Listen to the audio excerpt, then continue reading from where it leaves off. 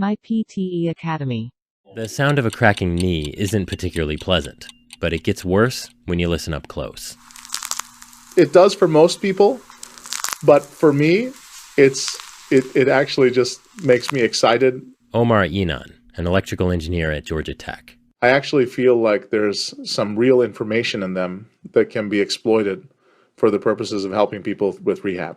Inan's experience with cracking knees goes back to his days as an undergrad at Stanford, where he threw discus. If I had a really hard workout, then the next day, of course, I'd be sore, but I would also sometimes feel that I would feel this basically catching or popping or creaking every now and then in my knee. A few years later, he found himself building tiny microphones at a high-end audio company.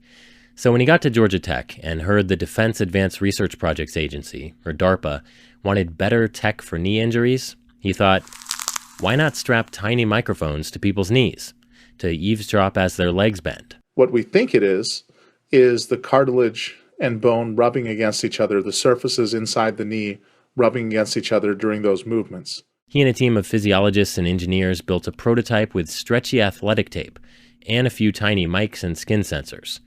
And preliminary tests on athletes suggest the squishy sounds the device picks up are more erratic and more irregular in an injured knee than in a healthy one, which Inan says might allow patients and doctors to track healing after surgery.